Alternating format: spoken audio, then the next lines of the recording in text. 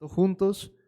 Gracias, Señor, porque has permitido que podamos estar en este lugar hoy, Señor, con todos nuestros defectos, Dios mío, pero confiados en tu gracia, Señor, confiados en que por ti estamos aquí y te agradecemos porque permites que podamos seguir creciendo juntos, Señor. Gracias, Dios mío, por cada uno de los hermanos que han llegado, por los que vienen en camino y también por los que no van a venir, Señor. Por favor, Dios mío, sigue obrando en los corazones de todos nosotros para que también, Señor, podamos parecernos más a nuestro Señor Jesucristo. Oramos agradecidos en el nombre de Jesús. Amén. ¿Pueden tomar su lugar, mis hermanos? Bueno, empezamos un nuevo ciclo de enseñanza. Gracias a Dios por este año que recién inicia. Mandaron muchos saludos de la iglesia de Osa, allí donde el pastor Daniel Cuellar y la hermana Carolina. Ellos también recién, al igual que nuestro hermano David y Paula, recién acabaron de tener un bebé. Entonces también mandan muchos saludos a la iglesia. Pudimos compartir con ellos hace 8 días la palabra. Y bueno, estamos iniciando el nuevo ciclo de eclesiología. Y para dar un poco de espacio a ustedes, quiero preguntarles eso. ¿Qué es la iglesia? ¿O qué entienden ustedes que es la iglesia? A ver, manos arriba. ¿Qué es la iglesia? Ninguno, están tímidos. La casa de Dios, ahí Esthercita, gracias. Si quieres con el micrófono para que te oigan. Somos los apartados para hacer el cuerpo de Cristo. Listo, un grupo apartado para ser el cuerpo de Cristo. Dani. La esposa de Cristo, bueno, la novia de Cristo. La novia de Cristo, ok. Allá atrás hay una mano alzada. ¿Qué es la iglesia? Un lugar especial en donde enseñan la Biblia. Listo, un lugar donde se enseña la Biblia. Jimmycito. El cuerpo de Cristo, donde somos apartados y nos preparamos en santificación para estar en presencia del Señor. Listo, cuerpo de Cristo, lugar para santificación. Allí, Julie. Buenos días. La iglesia somos todos los que hemos sido redimidos, los que hemos sido rescatados. Su iglesia somos nosotros. Bien, muchas gracias, mis hermanos. Ustedes han dicho cosas que son clave de lo que es la definición de qué es la iglesia. Porque cuando nosotros vamos adentrándonos un poco más en este tema, la idea es que no solamente tengamos claro el concepto, pero por qué es importante la iglesia hoy. Y quisiera también escucharles, ¿por qué creen que es relevante la iglesia hoy? O si es simplemente una institución más. Si quieres con el micrófono, por favor. Porque venimos a instruirnos en el Señor para así ser luz en las tinieblas que es el mundo. Listo, porque es un lugar de instrucción para ser luminares en el mundo. ¿Listo? ¿Por qué más es relevante la iglesia hoy? ¿Alguien más? ¿Jos? Pues es la columna y el baluarte de la verdad de Dios ante el mundo. Columna y baluarte de la verdad, ¿cierto? Entonces guardamos la verdad. Dani.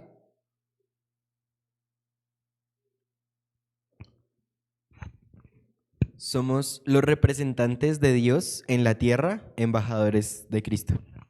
Bueno, somos representantes de Dios en la tierra. Gracias, Dani. ¿Sí? Porque en medio de esta generación que cada día está más mal, somos, entre nosotros nos animamos para seguir como ese llamamiento al que Dios nos ha pues llamado. Y estamos los unos para los otros, fortaleciéndonos en el Señor. Listo, gracias. Es un lugar donde podemos también fortalecernos unos a otros. Jimmy. Somos luz y sal en medio de un mundo de tinieblas. Listo, luz y sal, ¿cierto? Para poder preservar la santidad del Señor, poder seguir hablando de esa santidad. Bien, ¿le puedes dar a la siguiente, por favor? Vivi.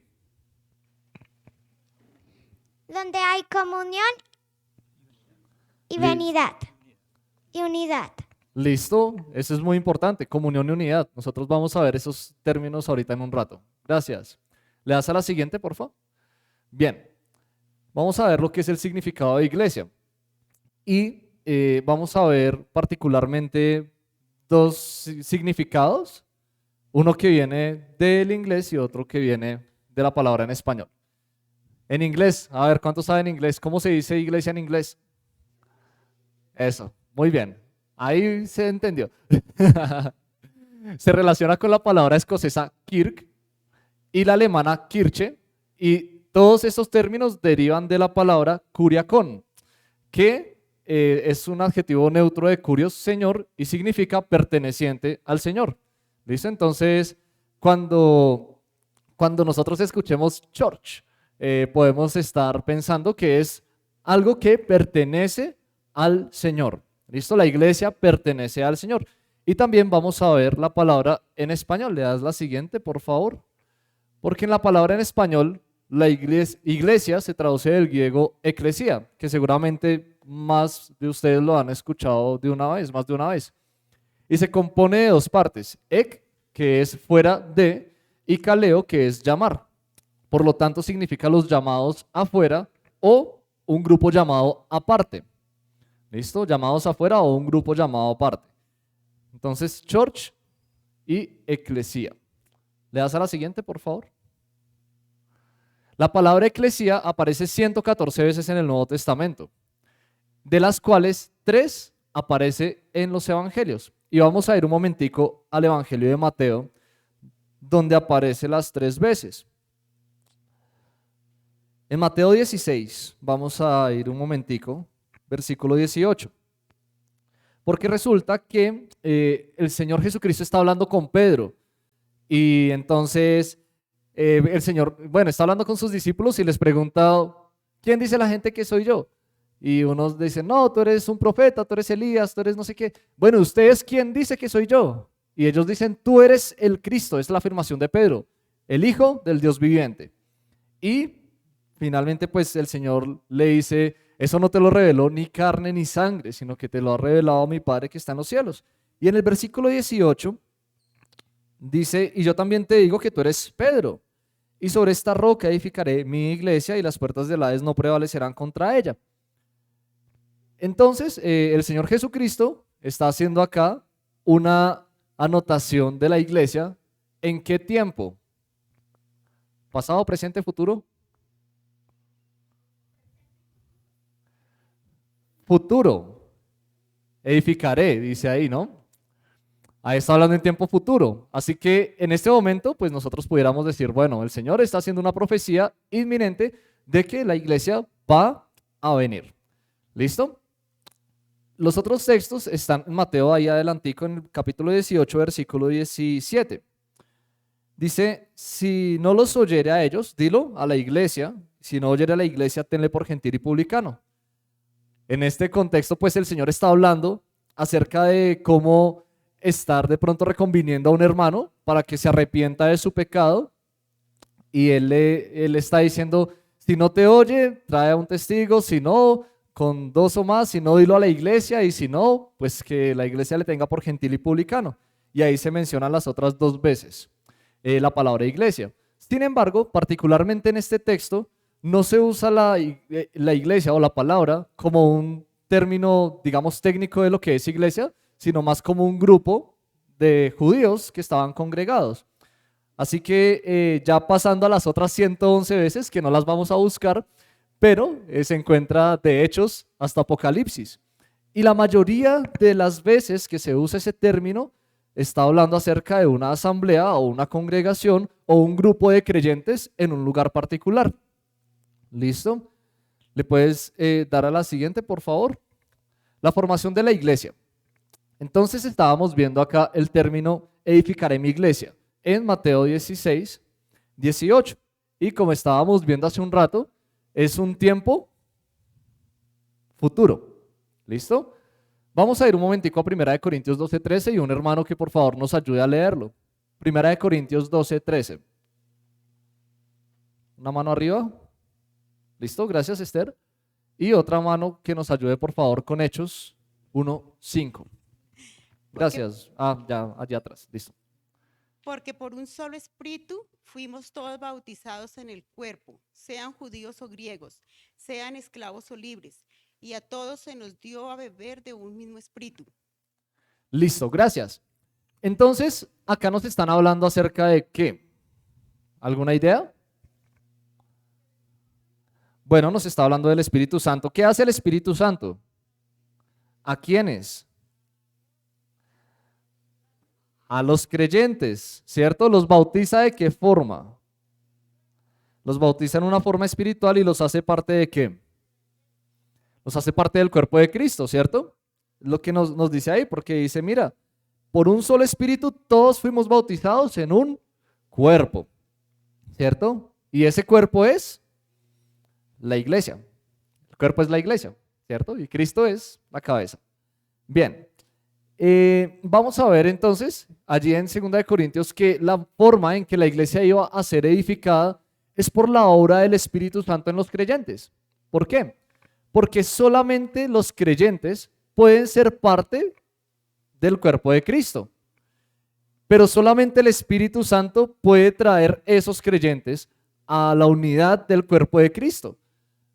Ninguna persona, cualquier persona en el mundo que venga, por ejemplo, hoy acá y no hace parte o no ha sido nacida de nuevo por el Espíritu Santo, por más de que venga acá a la iglesia, no hace parte de la iglesia porque no ha sido bautizada por el Espíritu Santo. Así que nosotros encontramos acá una condicional importante para saber cómo es que yo hago parte de la iglesia.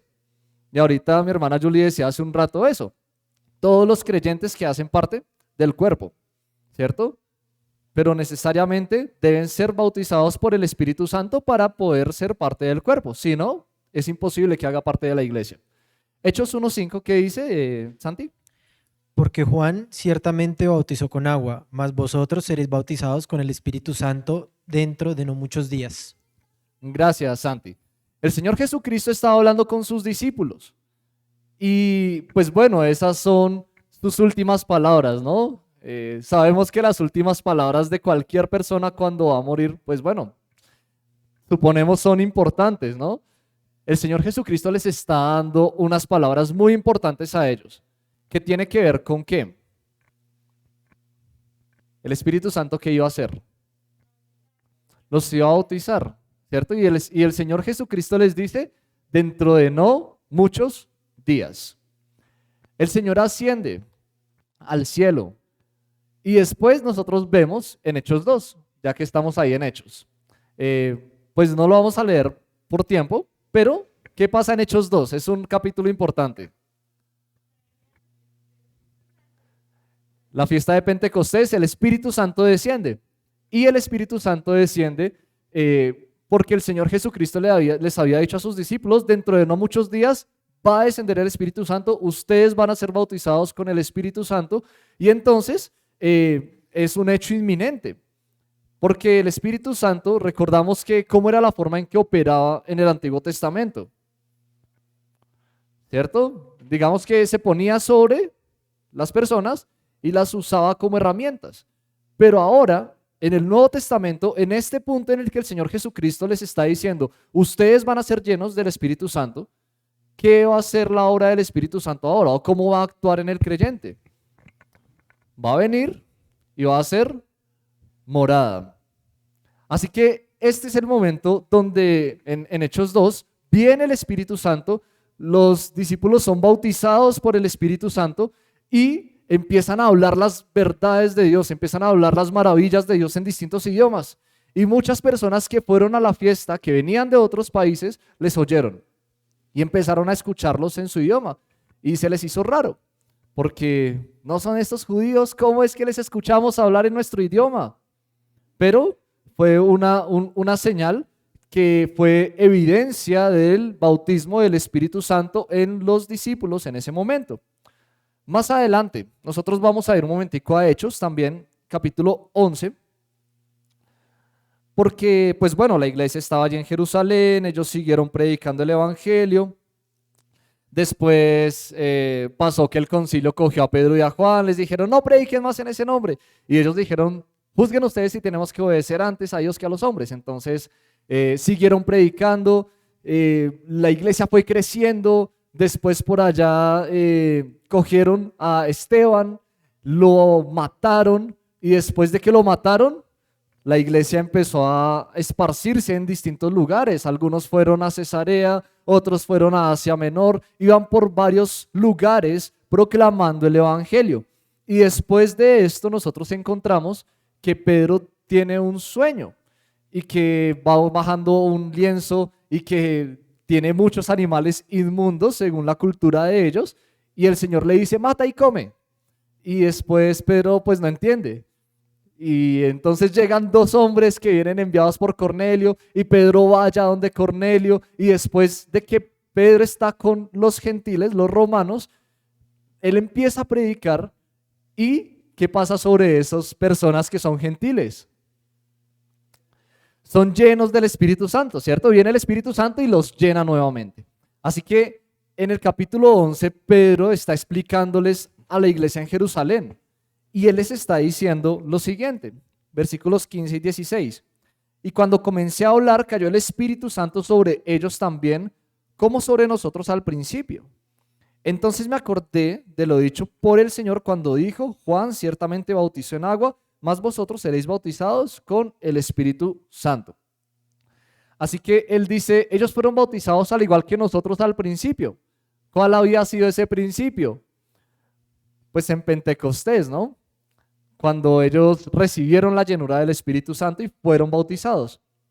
Así que, pues teniendo como todo este hilo, pudiéramos concluir que la iglesia, cuando nació o cuando empezó la iglesia, digamos de una forma formal, en Pentecostés. ¿Por qué? Si quieres con micrófono para que te oigan los hermanos conectados. Gracias. Porque ahí fueron ellos llenos del Espíritu Santo. Listo. ¿Algo más de pronto que quieran comentar? ¿Todos están de acuerdo que en Pentecostés nació la iglesia? Bueno, listo. Parece que sí. Entonces, vamos a darle a la siguiente, Kevincito, por favor. Nosotros vamos a hablar acerca de dos términos, que es la iglesia universal y la iglesia local. ¿Alguien sabe, por ejemplo, qué es la iglesia universal? ¿O qué han escuchado acerca de qué es la iglesia universal? Bueno, Esthercita. Católica. La iglesia católica. Bueno, la palabra católica de hecho traduce universal. Listo. ¿Algo más que sepan de... Sí, hermana Julie? Y allí Santi. Iglesia universal es a nivel mundial los que hemos sido escogidos o los que hemos creído en Cristo. Iglesia local es los que estamos reunidos aquí en este punto. Es lo que creo. Ok, listo. Iglesia universal, la iglesia alrededor del mundo, iglesia local como nosotros hoy. ¿Santi? Exactamente igual. Las mismas palabras. Sí. Ah, bueno, listo. Bien. Le das por favor la siguiente, Kevincito. En cuanto a la iglesia universal, nosotros ya estábamos viendo en 1 Corintios 12:13 que hay alguien que opera, alguien que opera para que las personas sean creyentes. ¿Quién es ese que opera? El Espíritu Santo, porque el Espíritu Santo es el único que puede dar vida nueva, regenerar a la persona para que sea hija de Dios. En Mateo 16:18, que ya lo hemos visto varias veces, también nos habla acerca de un grupo de creyentes que Cristo prometió edificar.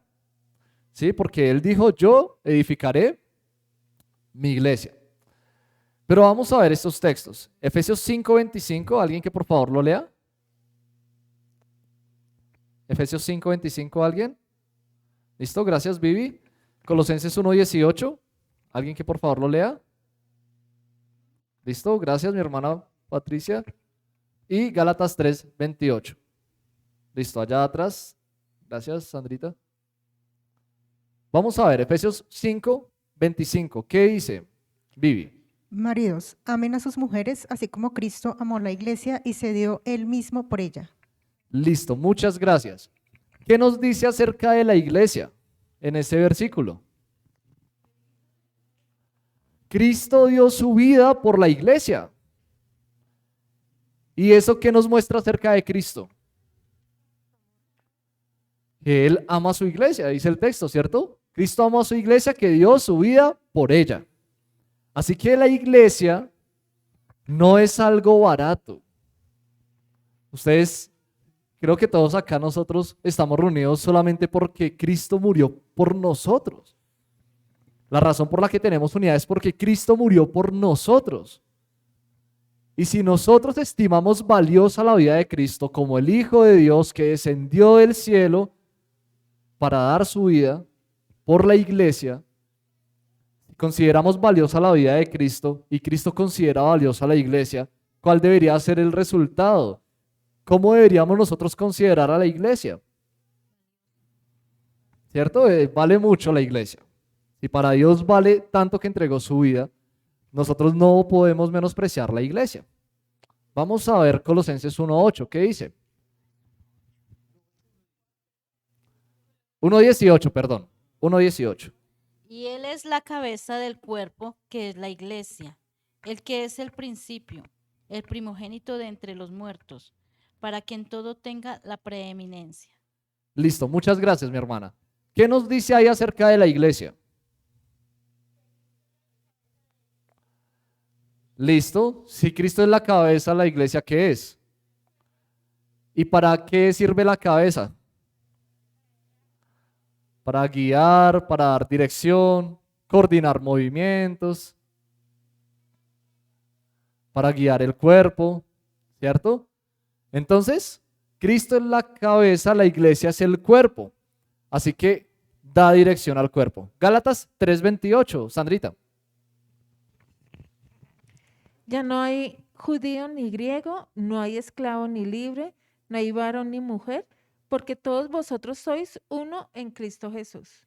Listo, muchas gracias. Nos están hablando acerca ¿de qué particularmente? Discúlpame. No hay acepción de personas. Sí, nos habla acerca de eso. ¿Qué más?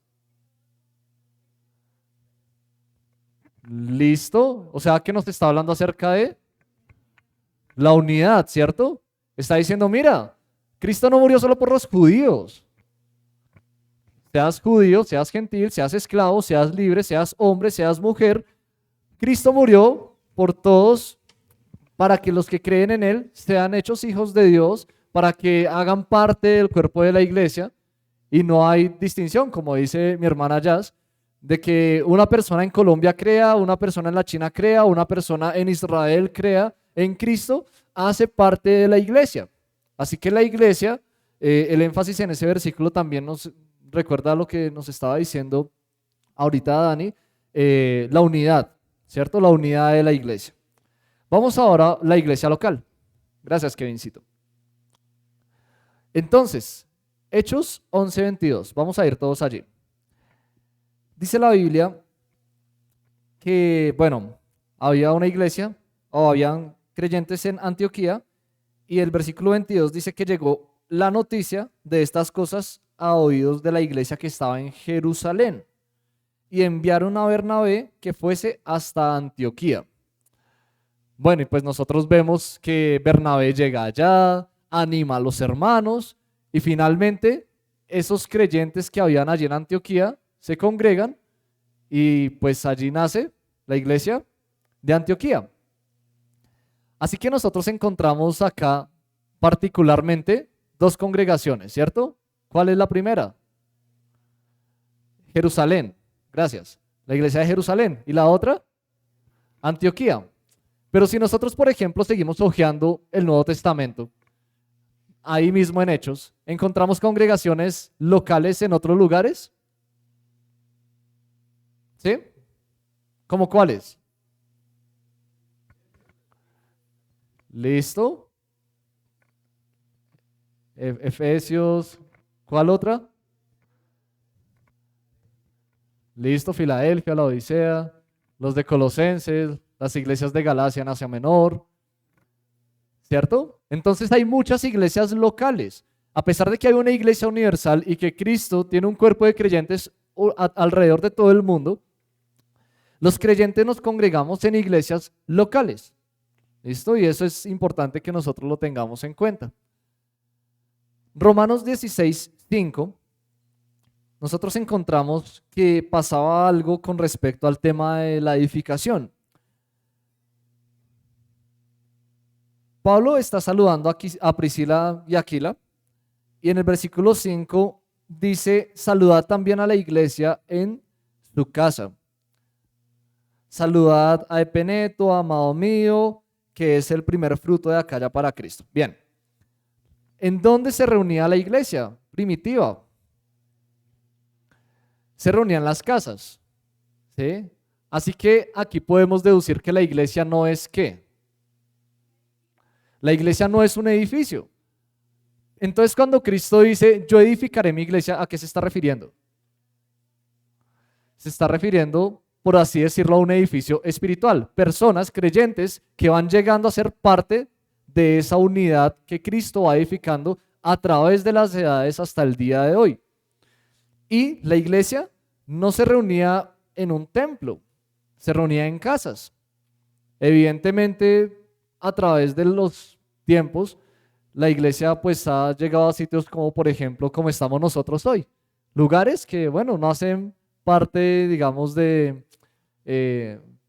digamos, activa o económica de nosotros como Gracia en Abundancia, pero alquilamos este sitio y nos congregamos todos juntos acá, porque Cristo nos está edificando a nosotros cuando venimos juntos a este lugar.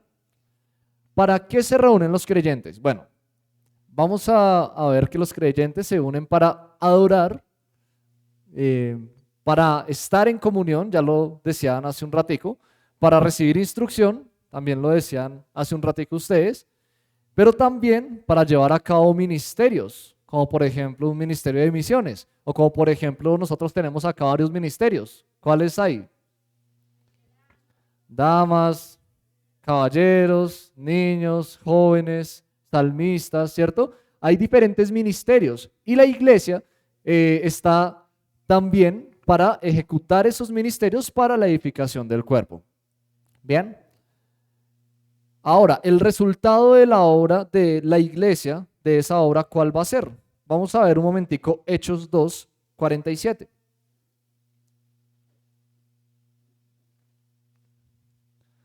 Y algún hermano que por favor lo lea para todos. Hechos 2, 47. Allá atrás, gracias.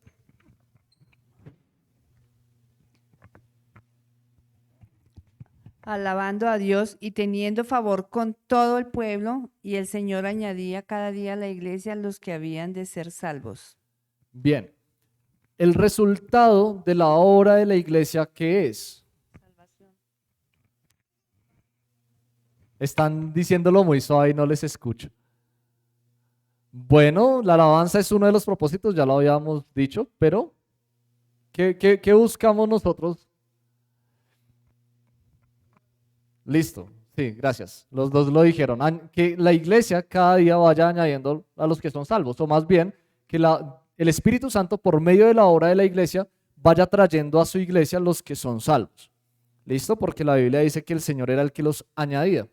¿Me puedes dar a la siguiente? ¿Listo? Bueno, antes de que pases a las frases, díganme ustedes entonces, de acuerdo a lo que vimos, ¿qué podemos deducir que no es la iglesia local?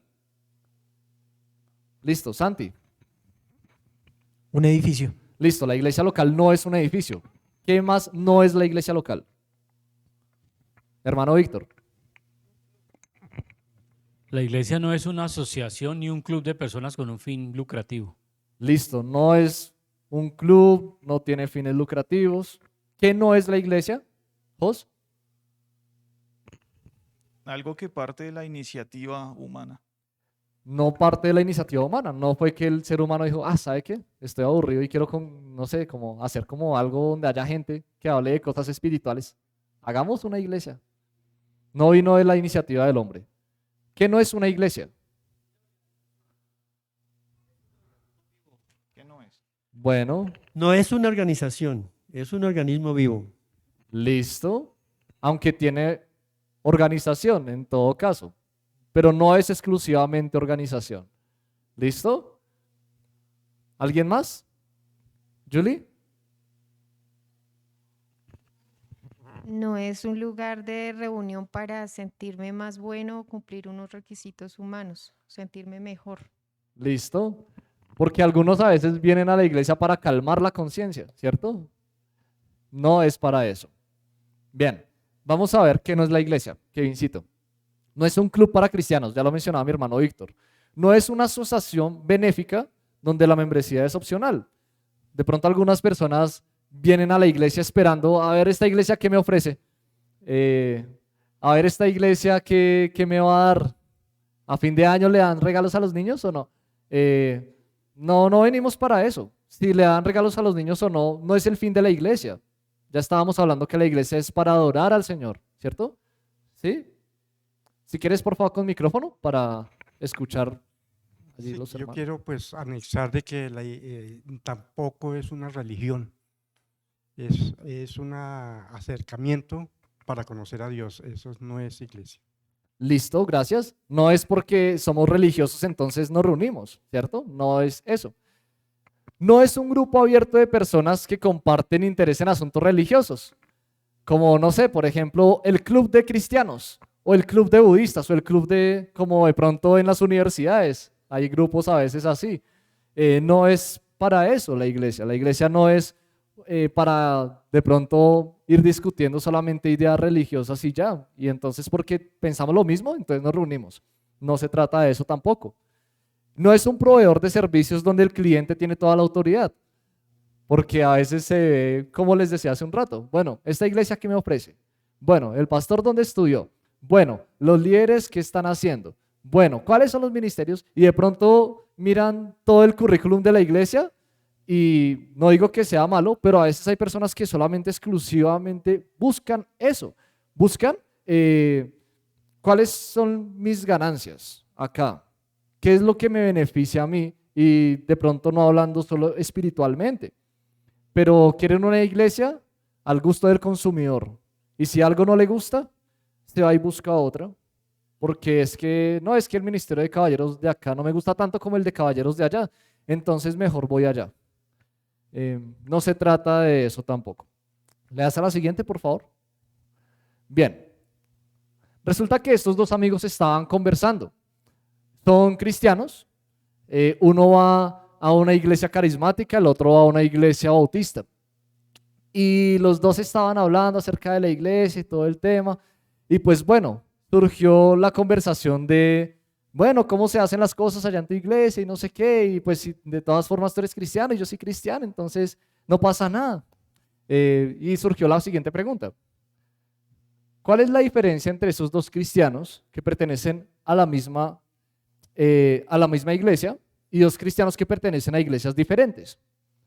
¿Listo? ¿Cuál es la diferencia en la relación de estos creyentes? Bueno, hay una diferencia en doctrina, gracias. La iglesia carismática va más con el emocionalismo y con esperar algo material. La iglesia bautista va más con la palabra de Dios, más estudio de la palabra de Dios. Listo, gracias, mi hermana. ¿Qué otra diferencia podemos notar? Jazz. Las formas, porque ellos son hijos de un mismo Dios, pero son las formas en las que de pronto ellos llevan la iglesia. Pero, discúlpame quitar con respecto a lo anterior, de pronto también es la pregunta de qué no es la iglesia. Sí. Y es que la iglesia es exclusiva del Hijo de Dios, es exclusiva de Cristo. No tiene esa forma de la iglesia católica ni judía, entonces es exclusiva de Cristo. Muchas gracias. Ya en un momento entraremos allí en ese tema. Gracias, Jazz. Pienso que un tema importante cuando se reúnen dos creyentes que no están en la misma iglesia, parte crucial ahí pienso que es la disciplina. Listo. En caso de que alguno de ellos confesara que está con problemas de pecado. Entonces, Sí, ahí no podría aplicar la disciplina. Listo, entonces, por ejemplo, son dos creyentes y él está diciendo, no, es que mira que estoy en esta situación, pero es que no tengo la confianza para hablar con el pastor, pero pues ayúdame tú. Y pues bueno, esos casos a veces pasan, ¿no? Jos.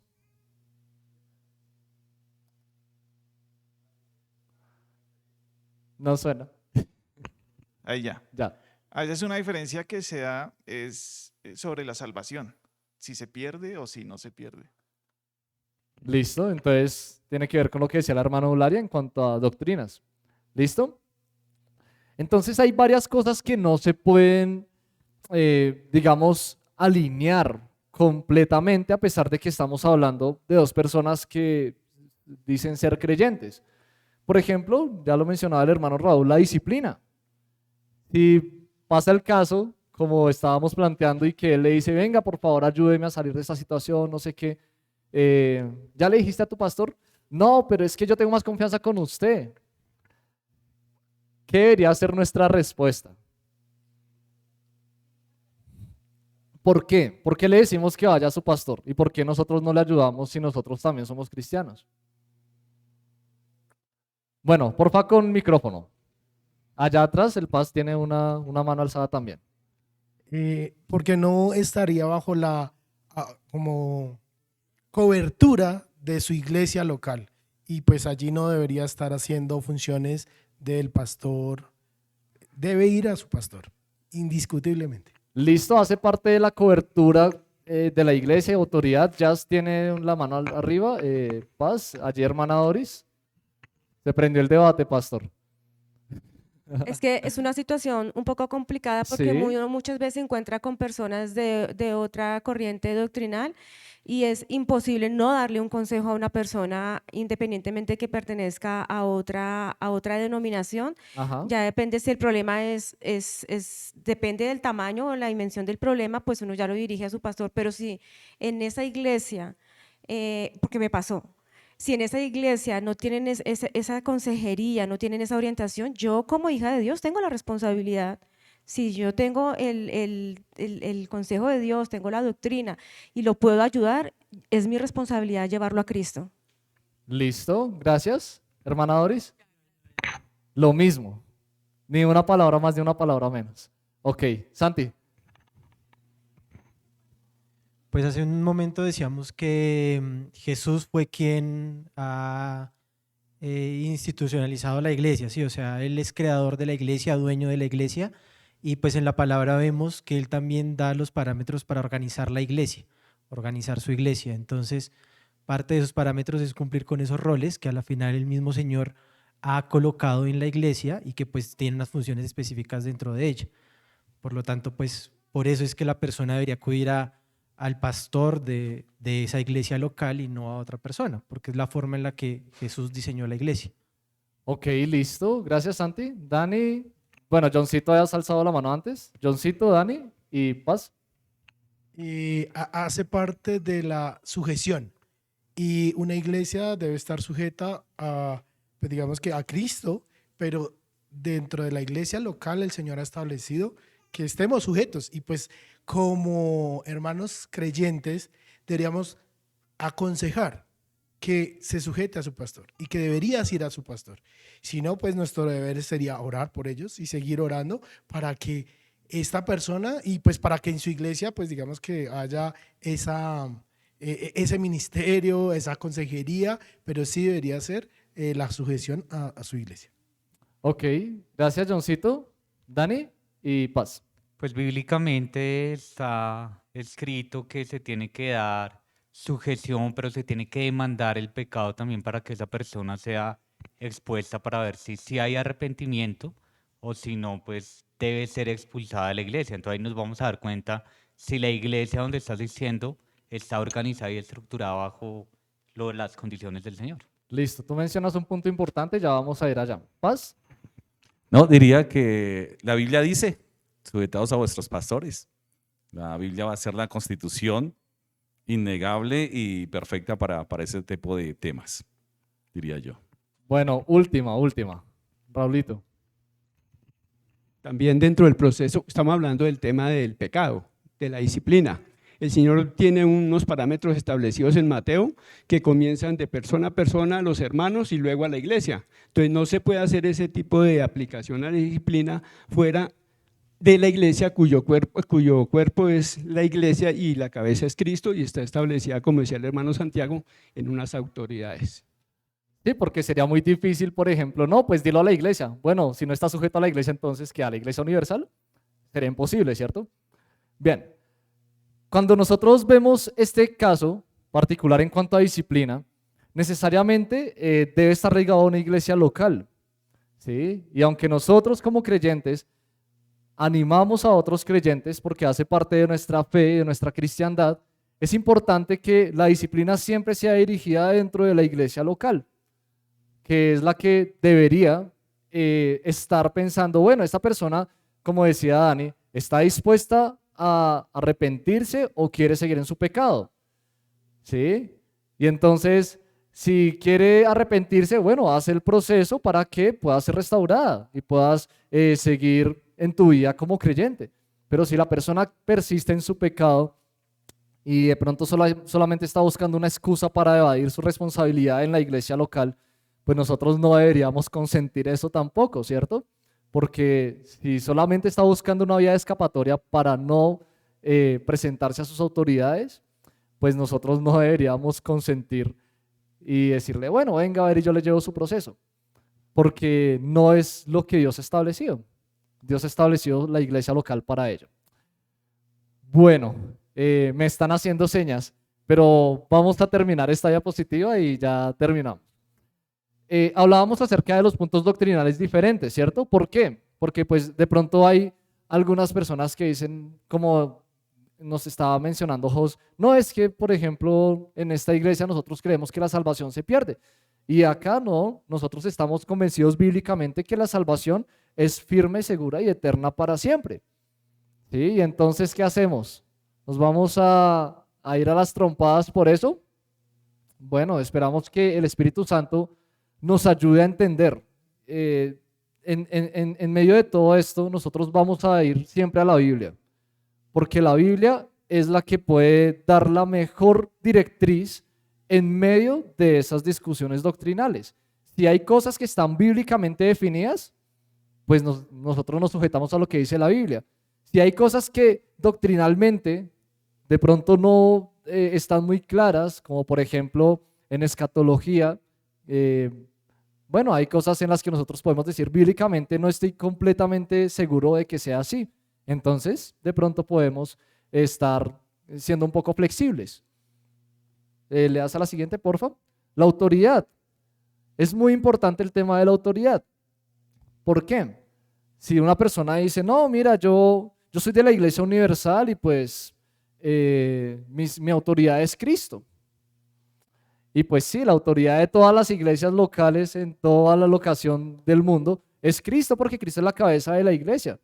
Pero si esa persona no está, por ejemplo, dispuesta a someterse a sus pastores, si no está dispuesta, por ejemplo, a sujetarse a sus maestros, a aprender de ellos con humildad de pronto, es difícil que una persona que dice que ama a Dios no ame a los que Dios ha puesto y que son visibles para Él, lo que dice Juan también en su carta en capítulo 4. En cuanto a los ministerios, ya de pronto ahí podemos entrar en cuanto a formas. Esta iglesia, ¿qué ministerios necesita para poder estar, digamos, funcionando? Bueno, está el ministerio de damas, caballeros, jóvenes, ya los mencionábamos ahorita hace un rato. Y si de pronto miráramos una iglesia, por ejemplo, donde haya mucha población anciana, digamos, ¿cuáles serían los ministerios que debería tener esa congregación? Pues los necesarios para poder atender las necesidades de esa congregación. Por eso nosotros no podemos exportar ministerios y decir, uy, no, es que eso funciona acá, de pronto acá funciona. Porque las necesidades de la iglesia local son distintas en todas las locaciones. Es muy distinto que nosotros tengamos una iglesia local acá, a que tengamos una iglesia local en Villavicencio, o en Amazonas, o en La Guajira. Son distintas las necesidades y nosotros actuamos ministerialmente teniendo en cuenta esas necesidades. Y pues finalmente en cuanto a la membresía, ¿cómo nosotros sabemos que somos miembros de la iglesia? Bueno, universalmente por el Espíritu Santo, ¿cierto? ¿quién es que bautiza a los creyentes y los hace parte del cuerpo global de Cristo? Pero localmente, ¿cómo tenemos la membresía? A ver cuántos miembros hay acá.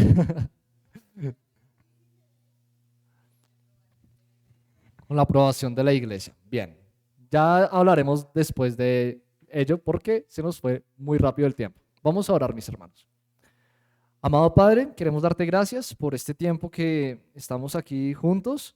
Gracias, Dios mío, por estas cosas que podemos ir aprendiendo acerca de la iglesia, Señor, porque también, Dios mío, podemos estar mirando, Señor, pues las diferentes cosas que tú has hecho, Dios mío, para que nosotros podamos estar aquí juntos. Y te damos gracias, Señor, porque también has permitido que podamos mirar tu palabra, aprender de ella. Y por favor ayúdanos, Señor, para que las cosas que hemos aprendido podamos irlas meditando en nuestro corazón, que las cosas que no estén de acuerdo a tu palabra, Señor, nos ayudes a enderezarlas, Dios mío, y que podamos estar sujetos todos a ti y a tu palabra.